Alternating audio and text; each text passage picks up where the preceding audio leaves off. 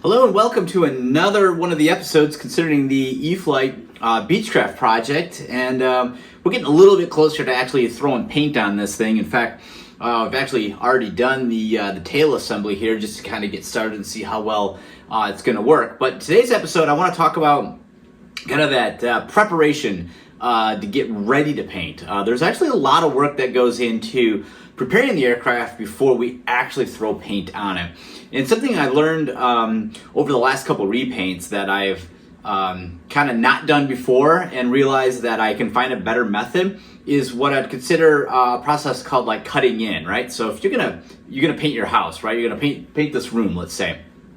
You'd go around the edges, around the trim, around the ceiling, around anything like that, and you usually take a small brush and you brush around that, so when you get the roller out you can kind of roll right up to that area. You're basically just kind of giving some extra coverage around areas that require some extra attention, like the ceiling, for example. You want to make sure you go nice and slow around the ceiling where the wall meets, make sure you get a nice edge there, and then you can hit the roller, you can go right up to where you cut in at. Well, I decided to do something very similar to that on the Beechcraft, and the reason is that when I spray, you're gonna have a spray pattern, let's say. So if you're painting along, and let's say we have this hinge here for the aileron. This is a perfect example, right? Well, if you spray this direction, you're gonna make sure you get coverage on the side facing the spray can, but the back side here, you're not going to get any coverage at it. So then you're going to have to flip it around, come back this way, shoot it again. It's not a terribly bad thing, but it starts to build up more and more layers of paint. Better chance of getting paint runs, paint drips. You get some real thick paint, you get some thin spots. It does start to look not as even. So what I've decided to do is cut in surfaces that I already know I'm going to have trouble spray painting, and just make the spray paint process a little bit easier and quicker and get better coverage by painting some of these recessed areas or blended areas in which I know that it's going to be tough for me to get an aerosol with.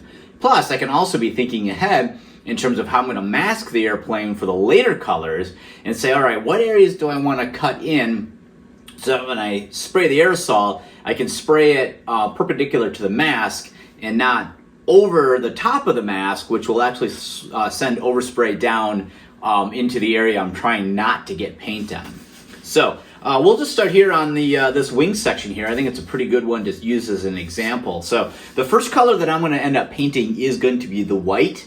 I'm going to start from the bottom of the aircraft, and then I'm going to do the top of the aircraft, and then I'm going to do the light blue or the intermediate blue last. And the reason is that I can mask off the white, mask off the blue on the top in one paint step, and then paint the intermediate blue just at one time. That way that I only have to mask that surface once and be done. So we're going to start on the bottom. We're going to use white paint, and I've already kind of started this process of not only cutting in, but when it comes to the white bottom of the aircraft, we have this red wingtip. We got red letter or numbers on the wingtip, or the wing outer panel here. We have the de-icing boot. When you're gonna spray white paint over those type of surfaces, it's very easy to get bleed through. So when I first did I used Kills primer to start with. We already covered a little bit of that in the video about how we repaired this wingtip. So I did the Kills primer, and then I shot some white paint over the top of it, and yeah, it kind of had a pinkish hue to it. So it did not fully cover that surface, and the same with the de-icing boot. So what I ended up doing is I picked up some white latex paint, and this stuff is great because you can go down to your Home Depot, Menards, Lowe's, whatever, get these little sample cans. So I picked up some white, and then I actually went much darker or much heavier coverage with that white paint over the numbers, over the wingtip, over the de-icing boot. I also went down and ran inside the aileron hinge here, where I know that it's going to be difficult to get a good, nice spray pattern. And what we'll do, the paint will fill in most of that area on its own, but it just is the real deep section here is where it's sometimes really tough to get nice, good coverage. So I can help that out a little bit by putting a layer of white paint down before. Now the overspray will get down inside there and we'll blend it and it will actually look pretty decent. Right now it looks pretty crappy. I wouldn't consider this a nice job. This is just the cut-in process.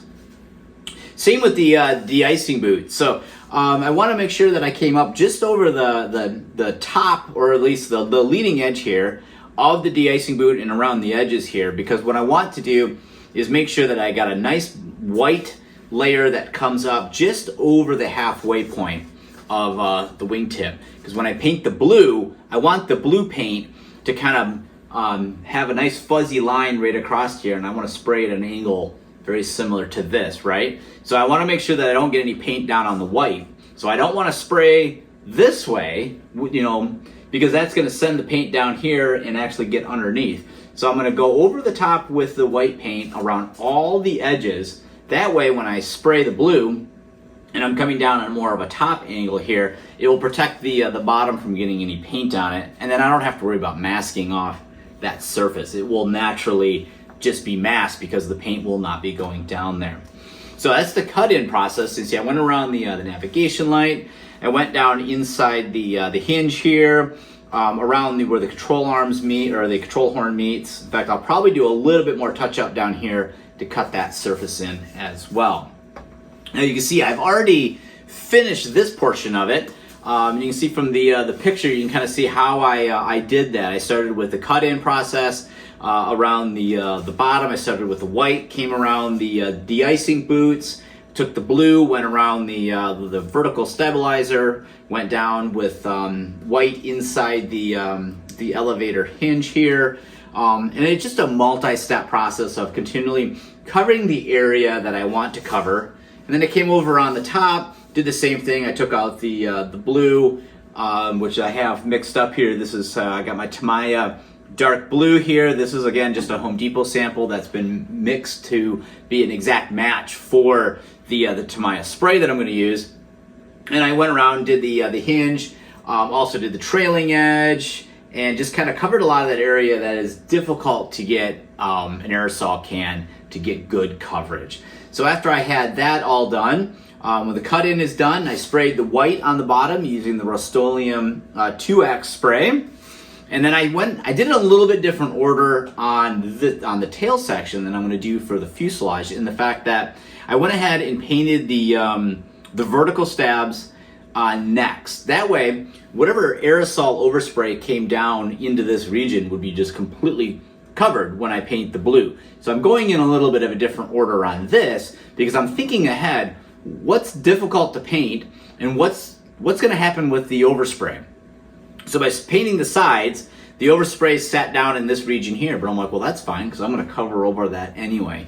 So I got the vertical stabs, insides and outsides painted, and then the last step I did was to go through and mask off the stabilator and go through and add a layer of the dark blue paint on top of it.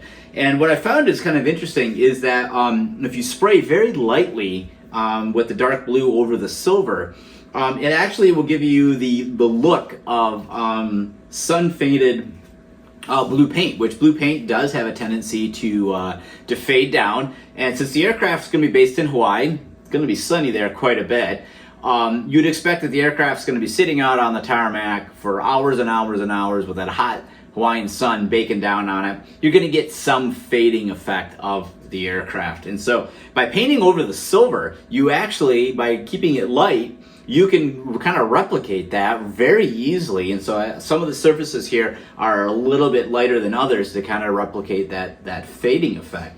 And it actually came out pretty good. I thought about going over it with a second layer, but once I got it done and looked at it, I'm like, that's not too bad. It kind of gives you that artificial look of faded paint. So this piece here is completely done now. So the tail has been done. So that gives you a real good idea of the coloring that's going to be used.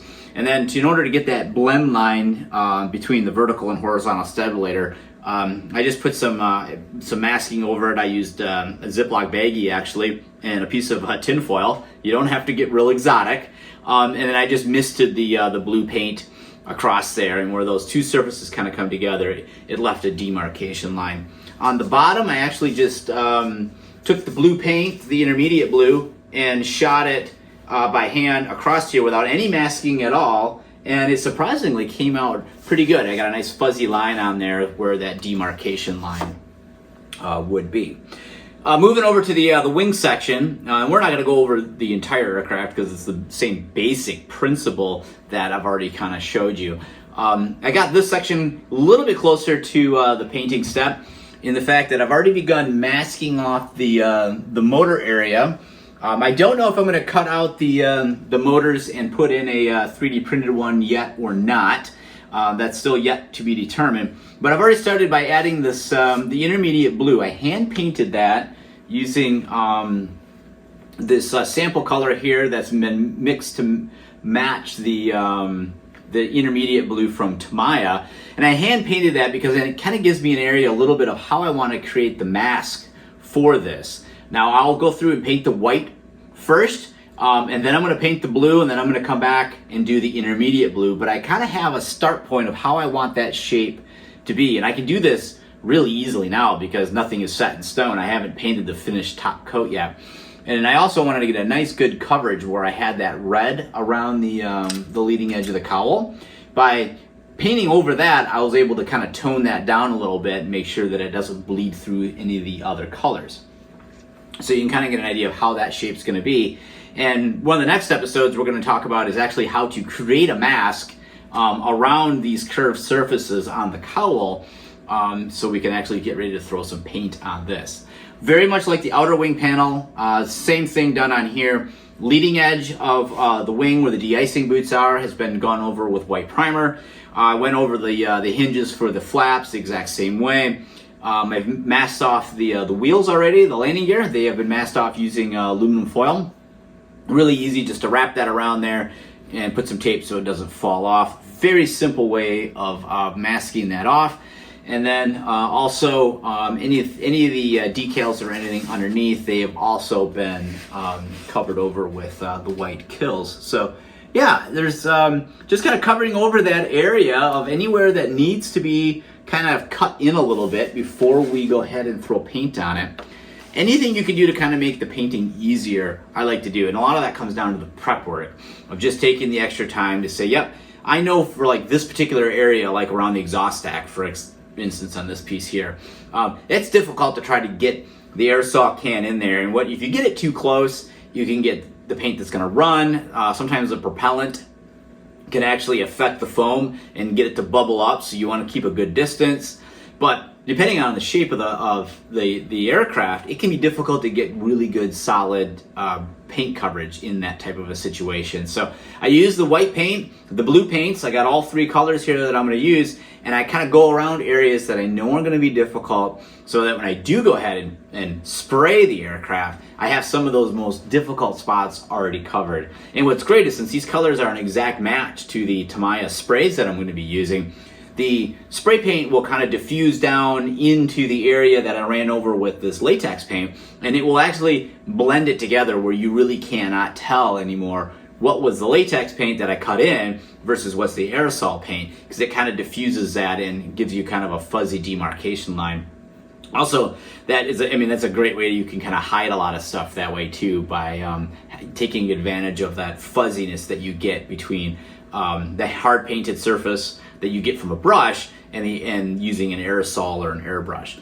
Worst case scenario is that if I get done with the aircraft and I'm not happy with the way the demarcation line look after I get done with all the masking, I can always come back and I can use these cans here. You can airbrush this. You can thin it down. You put it in your airbrush.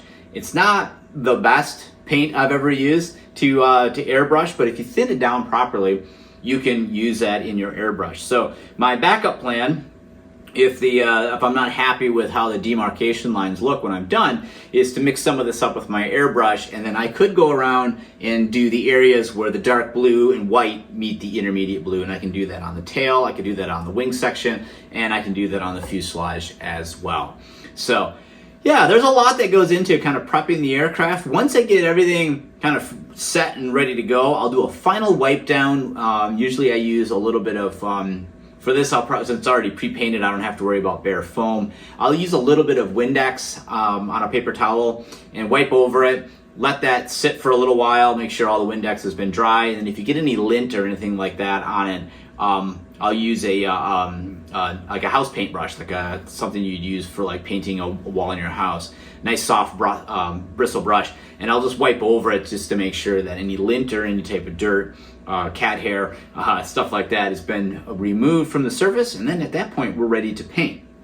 So that covers the prep work of what you want to do going into painting. The next step we're going to get into is actually the masking of the surface, and I started that a little bit already with putting some masking tape around the control horns, around the navigation lights, but that's the easy stuff.